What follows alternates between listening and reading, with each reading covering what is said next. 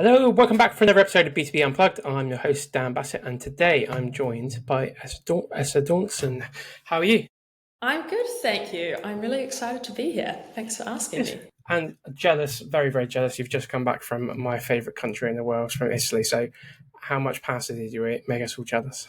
Oh, it actually got to the point, I would say, on the final day where I needed to come back because we finished in Naples, which is, I think, renowned for feeding you well. And we had multiple nonnas sitting us down for 5 hour long lunches. So, yes, I had reached my limit, which I never thought I would say. I mean, that's quite difficult to do. I think, reaching your limit of Italian food is not something that I've ever managed to achieve. Yeah, always hungry for more proper Italian food, but there you go. Yeah, So yes, now you're back in beautiful London. I am. I actually love autumn, so this is like a happy time for me. Good, cool. Alrighty. Well, I will absolutely mess it up if I introduce you properly and what you do. So, over to you. Explain to everybody who you are and your interest in marketing. Sure. So I'm, as you can tell from my accent, not from here. I'm from New Zealand. I moved over a year ago to London. I'm on a sort of 3 year visa, so I'm learning lots about working in this region. But specifically, I'm actually working for an Australian company with a London base, and I'm their global brand and content lead, which is a sort of newish title for me. I've been a marketing generalist kind of leader, director for a few years, but I've always had a massive love of brand and specifically content. And so it's a kind of exciting new direction for my career to go. And I think that's how I came about you. Often, as is the case on LinkedIn, is that you sort of come across lots of really interesting people all the time and don't really know why. But you always stuck in my mind because at the time, the company that you work for, 1Breadcrumb, were released a really cool brand advert. I'm a massive brand geek, and I looked at it and I thought, that's really cool. Who are these guys? They must be some massive Australian company. And I looked more into you, and they're like, actually, they're not that big, which actually is more impressive. The fact that you managed to get some decent budget to do some good brand marketing. So how did that journey come about? Yeah, I mean, this is a great advocate for LinkedIn actually, because I got that job as a direct result of posting on LinkedIn about moving to London. And the interesting kind of overlap between that is that the brand video that you saw, which was very much, I sort of like to say there's a distinction between a brand and an explainer video. A brand video is creating a feeling about a product. It's definitely not delving into the detail. And so this piece of work was created by a video production agency from New Zealand, which is actually my family's business. And I had come from that company. So I was the marketing director there with my two brothers and my dad, and we ran that business together. And then when I decided it was time to move across to the UK, I put on LinkedIn that I was leaving and looking for opportunities. And then one of our clients, 1Breadcrumb, hit me up and they'd just gone through a Series A funding round and hired me from that process. So LinkedIn had my back there, which was which was great. I think it's one of those things where more often than not, I think people get jobs because of their reputation. It's certainly true in my case. I was made redundant just before the pandemic, and then I got my next job was with somebody who knew me through LinkedIn and pointed me towards somebody who was hiring. And I think it's that, like, it's just true, isn't it? Like your social reputation is so important these days. Especially with marketers, because you can, talk about your work. And I think that was something I was always grateful that I had done. Is a couple of years before moving, I had made the deliberate move to talk a bit more about the work I was doing at ODV, which is the video production agency. And I was sharing the work and I was sharing how it was working and why we were making the decisions we were making. And that was really the reason, I think, that 1Breadcrumb were like, we want this person to head up marketing in the UK, which was initially what I was hired for, and now shifting into more of a global role.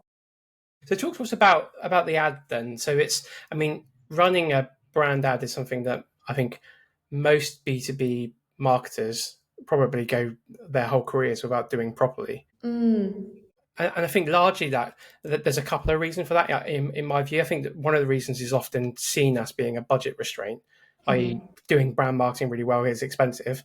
I don't agree with that, but it's often that's the problem. And I think the second one is often that the board don't necessarily understand the value that brand has on growth. And we as marketers need to do a better job of explaining that. So explain for the people that are watching this and that are like us, are brand geeks. how you got from walking through the door to saying that we need to invest in this thing called brand and let's run this advert. That for its merits, I encourage people to watch it. It's funny, it's charming, it's engaging, and you're right, it doesn't talk about the product at all, but it sticks in your mind, and I think it's just brilliant. So, how did you get from sort of one state to the other to the next? Yeah, I love these questions because I should say as well that one of the reasons I joined this company is that they were willing to invest in marketing and specifically brand marketing, which was something I really believed in when I was applying. So that helps if you have some budget at the start. I think there's kind of like two aspects to this. Like, I think the first piece, which you have already said, is that we as marketers need to realize that a large portion of our job is internal marketing. It's sort of advocating for the work that we do. It's educating people who frankly don't have the time to understand how brand marketing works. So every opportunity I get, I'm talking about the power of brand. I'm talking about that it's not a short-term thing, that it takes time. I'm giving examples from my last company about how we saw the impact of brand in creating preference. Also talking to the sales team about how brand marketing means that the cold calls they have, they've already made that step from absolutely unaware of the product to this, sort of first layer of awareness, which helps with giving them 30 seconds to pitch the product. And, recently we've heard from prospects who are saying, oh, we see you guys all the time on LinkedIn. So there's a really nice connection there. So I think talking with the sales team, talking with people higher up in the business, and also like joining companies that you feel are willing to invest in marketing will make a massive difference to your experience in that department. And that's sort of, being selfish about your career, but I think it's important. And then leading to this piece, I mean, we didn't have any marketing specific for the UK market. We had a lot that was Australian based, and I made the argument, which to be honest was super well received, that we needed to create something that had British accents. It was much more related to this market. We were talking about the product itself with examples from this market. So it was a regionalization argument, I suppose. But the reason I chose brand instead of an explainer is that our goals for this region were to create more brand awareness. And what better way to do it than with something memorable and something funny? I think I work in the construction industry and there's a lot of humor on the job site. So we wanted to reflect that back in the content that people were watching. Yeah, absolutely. And that's a fine balance, because I think, everybody that, I'm sure everybody that's watching will know somebody that's in the construction industry and they have, let's say, a unique taste in humor.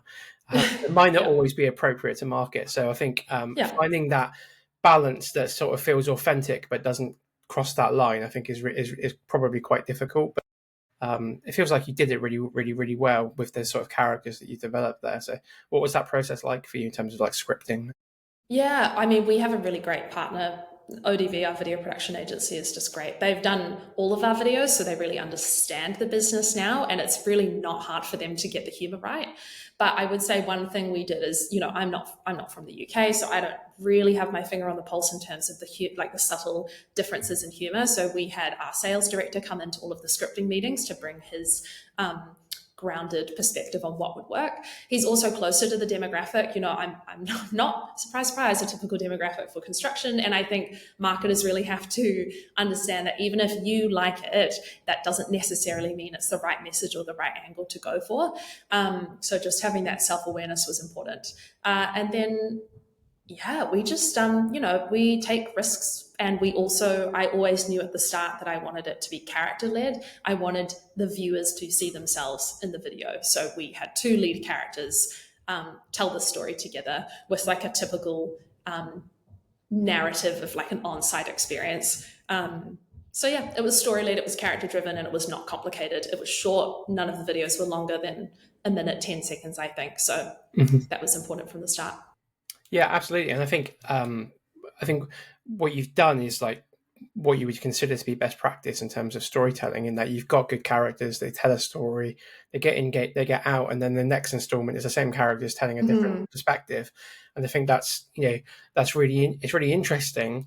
But from a B2B perspective, it's relatively sophisticated, because still, and I've been banging this drum for years, that B2B is slightly behind the curve in terms of really good quality marketing because we don't do things like storytelling or whatever else. So I mean, maybe it's your experience from different markets. Maybe they do it differently in New Zealand. I don't know. But how did you get to the place where you decided that we needed to do something?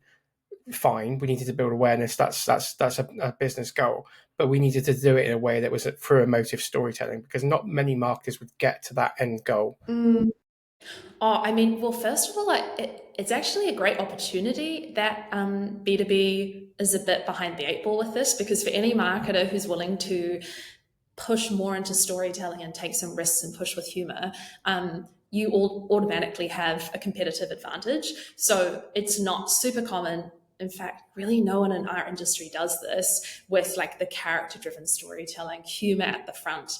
So when I was hired partly because that was my bent within marketing, as I always took that angle. So I was always going to come at it from that perspective. But definitely for me, it was shaped because my two brothers, and I really have to shout them out, they were real visionaries when it came to storytelling. They had this like great perspective always that we should not be focusing our messaging on the company. We should be focusing the messaging on the customer. So I learned a lot from them actually, and we created videos for a number of different businesses in different industries. So I saw the ways in which it could work for B2B and consumer tech, all sorts of things like physical products. So it's a part of my marketing approach, and it always will be, I think. Yeah, no, I love that. I think we have common values in that respect because I think, like you say, not many people do it. So why wouldn't you? Why wouldn't you do it if you had a decent enough budget, and you knew that it was going to make a difference? Just by telling your story in a different way, you're already differentiating yourself and getting good awareness. So I think more people should do it. I think that there are, whether we like it or not, there are a lot of marketers out there that potentially feel that they can't get to that point for whatever reason because of pushback from boards or from budget restraints or whatever. What would be your advice to them in terms of like how do they get from where they are now, where they feel like they can't move and can't do anything this brave to actually going and starting on the journey of doing it?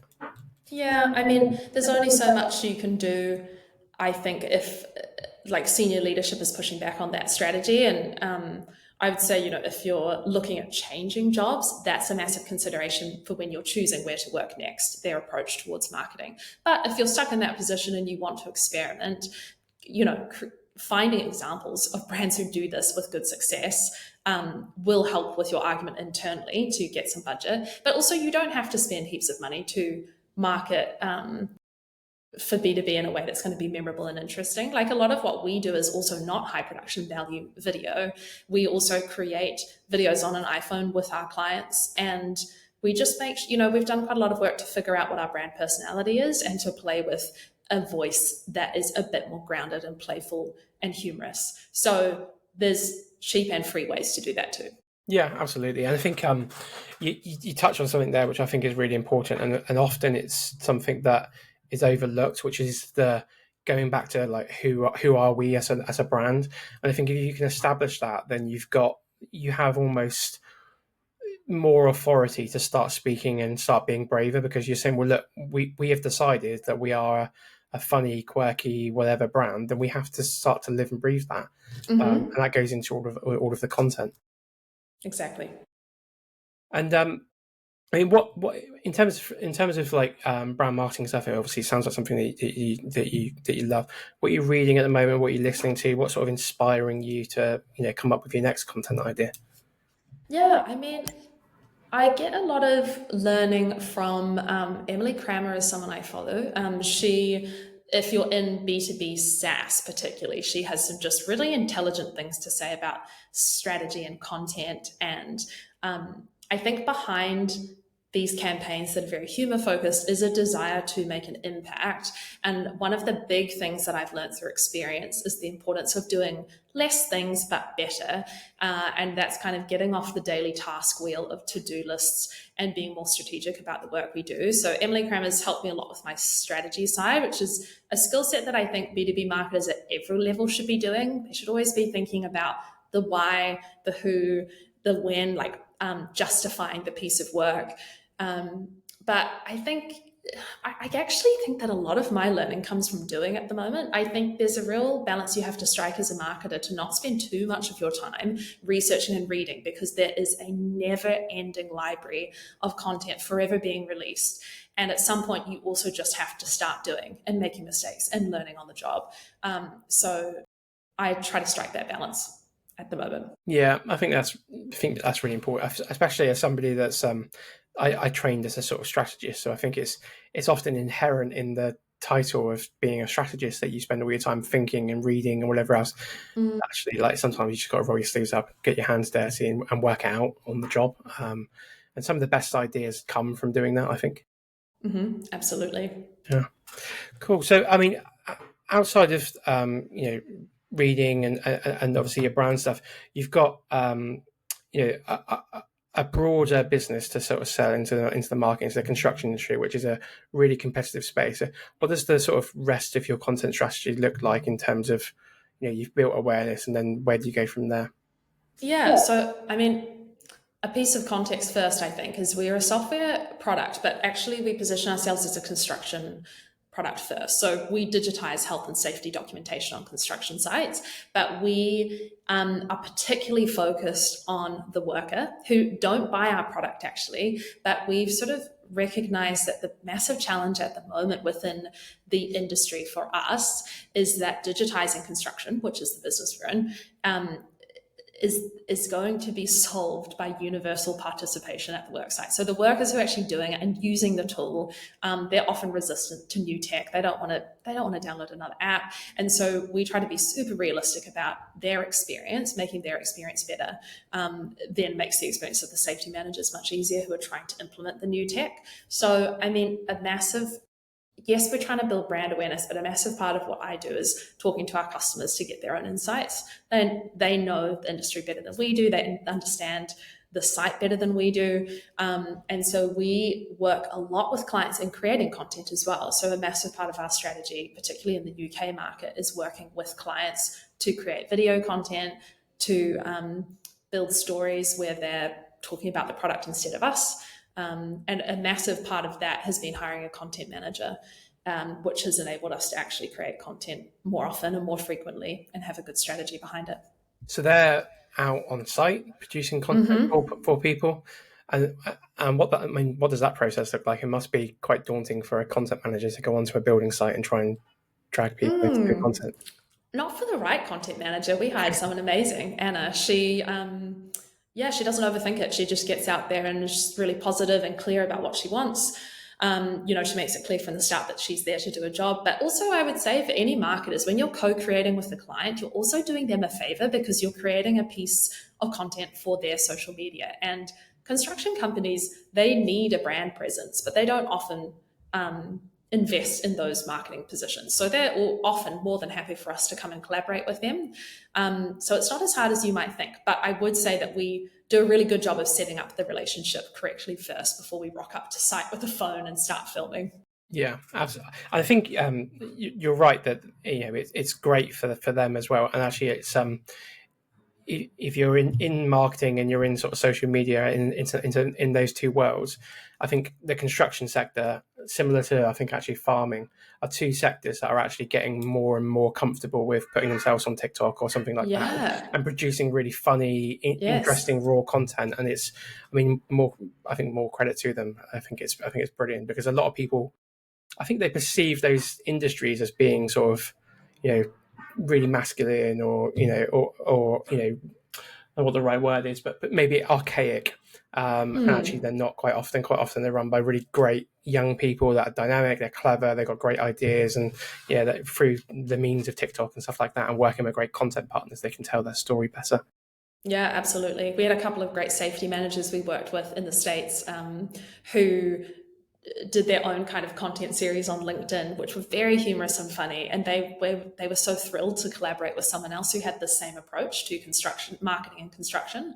So if you can find those people, right, that it makes the job so much easier. Yeah, 100%, 100%, completely agree. And what are you doing in terms of measuring the success of that? How do you measure the success of your content ideas? I mean, it's an area that I think a lot of people get overly complicated with in terms of how they measure the success of content. So what are you doing, and how are you determining whether or not something you can get more budget to invest in this type of stuff? Yeah, oh Dan, that overcomplication piece, like I have been on that journey. You should see the HubSpot dashboards that I have built. You and me um, both. but when you overbuild things like this, you don't end up using them. So it's interesting how I've really come back to a simplification with this, and I really wouldn't say that what we have is perfect. It's always an evolution of that, responding to also data privacy restrictions and how do you get the results that you need to defend the business case and get more budget. But a few of the things we come back to is engagement, particularly, and it's all linked together, right? One of the tools that I use the most on LinkedIn ads is the company analytics tool. So you can search, and it's recently-ish released, I think. You can search up which companies are engaging over a certain time period, organically or with socials, and then you can share that list with your sales team so they can prioritize their cold outbounding with companies who already have that nice base layer of awareness. So that kind of integration is something we do. Also, I think conversations that people are having within the business. So we are really close with our sales team. So they tell us when they hear feedback from prospects or customers about things they've seen on social, campaigns they've watched. I would go to a construction site after we launched that particular video you referenced, and the site manager would say, and this is a real story. We were watching that video on repeat in the site office the other day. So getting feedback as well from clients, I think, is a really good indication of the success of work, because they were ultimately at one point a prospect, and they are a really good testing ground for the work that you create. And also, retention is a massive priority for marketing as well, and for content and brand. So yeah, never underemphasize the importance of that. Yeah, I think you're right. Retention is so important, and it's one of those things that often commercially focused marketing teams are only ever focused on new logos for some reason. I've always thought it was a weird thing, because once you've got the business, you need to make sure you keep it, and that's not just the job of your customer success team. So yeah, so 100% right. Have you found the answer to the attribution problem? Or have you found something you're just comfortable enough with that you can tell the story to the board that they want to hear? Yeah, how do you answer that? If I had found the answer to the attribution problem, I would have my own business right now, and I would be selling it to everyone. Yeah, this is, I'm constantly on this journey as well. And recently, because I've shifted into a brand and content role, this kind of quote unquote problem of attribution has become a challenge for our whole department, not just me. So we have a demand gen lead, which is super useful. So he's going to be taking over a lot of this as well. Look, we do our best to have correct tracking set up with UTM codes, connections between HubSpot and LinkedIn. We also have a system that everyone internally agrees upon in terms of how we connect the source to the deal. So we always, against every deal that we create, we have a, where did you hear about us? And we have that question that we also ask our prospects. We don't just rely upon the data that comes through without the conversation. And then we have particular metrics that we report on, upwards, which are consistent every month, so we can tell the same story.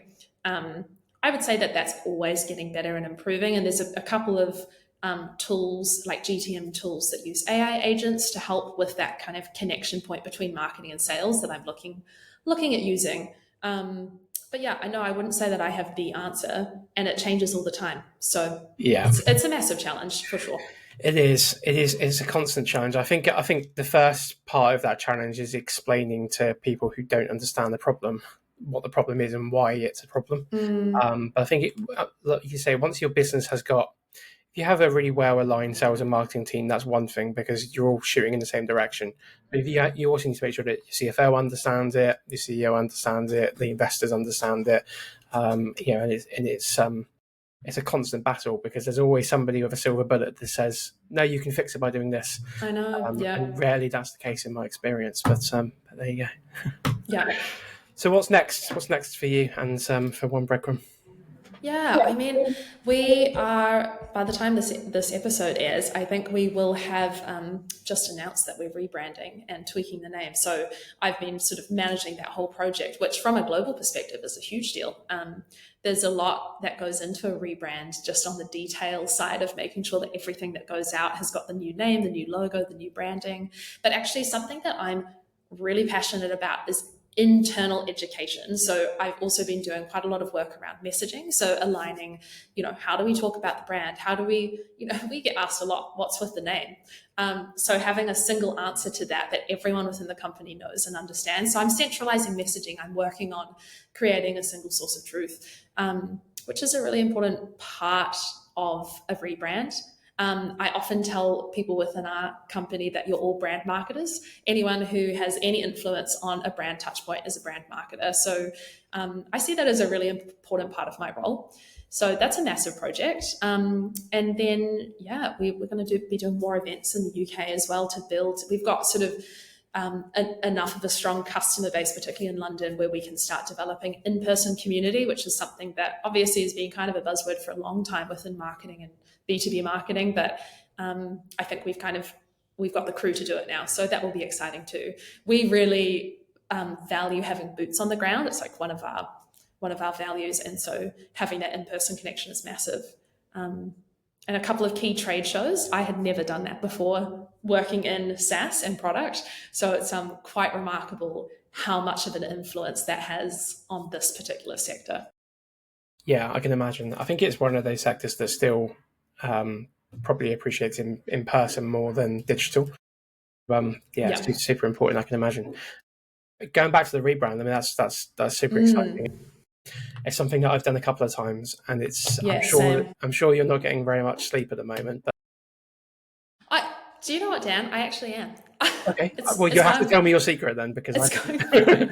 I don't know. I think I was really impressed with this process so far that we've moved so quickly, and I think that's partly to do with a really aligned marketing team, and again a leadership team that really believes in marketing.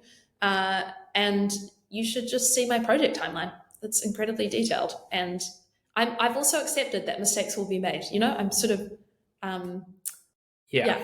preempting that. Just always. I've done enough of these now to know how they can go. Yeah, I think, anyone that's never done a rebrand and potentially is looking at one, I think you have to get comfortable with being uncomfortable, because inevitably something will be forgotten, or you'll do everything and then somebody will send out something that has the old brand on it or something, and it just happens, and you have to just laugh it off and try and fix it. And it's like, it's very rarely as big of a deal as we think it is. Rebrands are a really funny topic of conversation as well, because a lot of marketers would say, actually, a lot of people rebrand without a good enough reason to do it. And sometimes we like rebranding because it's an excuse to create noise about the company. But you have to also understand that ultimately the thing that's most important to a customer is the product still working? Is it what I signed up for? And then the branding is much more of a long-term play. And a rebrand is also for the sake of investors and global growth and matching perception with how you view your company internally. So we're no longer a startup, and we feel that the brand needs to reflect the growth journey that we've gone on over the last year. And also we're in multiple global markets, so it had to be something that would support expansion. Yeah, I mean, that makes tons of sense from an investor perspective. I think the number one anchor point is always, what does the customer think? The brand is the identity. It's the way that people engage with you as an organization. So if your brand shifts from being something that they identify with to something that they don't no longer identify with, then you've got a big problem. Yeah, and you're right. You have to make sure that it's not a vanity-led project. It's a project that's been led on merit, for the right reasons. What was that process like for you guys? How did you decide that, okay, we need to rebrand this thing?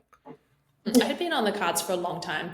And I think we had a couple of events, for one, expanding into the US that made sense, before we build a massive customer base in that region. This is a really good time to do it, so that we're building their perception of the brand upon this kind of new positioning or branding that we feel accurately reflects where we want to go. So the expansion into a new market was like a big one. And then we also went through a merger and acquisition event in Australia with a competitor, which also was a really good chance for us to create a new brand together. So those were the two catalyst points. And then we have a really great department leader who was like, let's make this happen. And we moved quickly. Exciting. Well, we look forward to seeing what that's like. Absolutely. You're saying you're hoping to launch mid-October. Yes, that's the plan. But, we're launching sort of a staged launch, what I think is always a great idea to do it, because you kind of have a testing ground with one region and then you can roll it out across the rest once you've gathered feedback. So that's the plan. Yeah, 100%. I think I saw when I was doing the last rebrand project, there was we looked at a load of sort of examples of companies that had done them before, that had done them in a staged way. And there's one that did it really, really well, that had sort of a landing page that explained to customers, this is what we're doing, why we're doing it, this is how it's going to work. You might see some things update now, some things later, whatever, and it sort of made it really clear. And I think it was a really good way of doing it that we implemented, and it sort of took people along that journey, with us, and made them almost feel like they were part of it, which I think is quite useful. I love that. And I also think we sort of a couple of years ago in marketing were all about the kind of dramatic launch day activity. Yesterday it was different and today it's a whole new world. But I think as well, with algorithms not displaying content chronologically, it kind of doesn't make as much sense to do it that way anymore. And you have to repeat yourself quite a lot within brand marketing to be heard and understood. So we just tell the same story. I can't remember I can't remember the research, but it's something like 7 to 12 times people need to see an advert before it sort of sticks in their mind. So that's right. I mean, even if you just think about that, it almost doesn't matter, but you just need to keep banging on, and then eventually someone will get what you're about and what you're trying to do. So yeah, best of luck with that. I think that's exciting. Oh, thank you. Before we close up for the day, one question that I like to ask marketers and sort of senior people in the sector: What's your favorite business book that you've read in the last 5 years? Oh, there's this really wonderful, like tiny book called Future Demand, written by a Kiwi marketer called James Herman. But he's behind this wonderful brand called Tracksuit, which do brand tracking for consumer brands. But Future Demand is just like a really well-written and short read about the impact of brand marketing specifically, and the concept of building demand in the future when demand doesn't exist currently. So it's about building a business case that you can take to senior leadership, understanding the impact of brand. It really shaped a lot of my thinking, confirmed some of my suspicions, and I recommend it to anyone who wants to learn more about brand marketing. Cool. Alrighty. Well, I'm going to pick that up because I've never heard that before. Fantastic. Well, thank you very much for joining us. Yeah, I loved it. Thanks, Dan. It's a great opportunity to have a little yap. My mum always told me that communications was the career for me because it celebrated a love of talking as a genuine career path. So here we are. Yeah, I feel like we probably had very similar school reports. Mine was Dan doesn't shut up. So yeah. And that's why podcasts were invented. There you go. Yeah. Thanks very much. Thanks, Dan. Take care.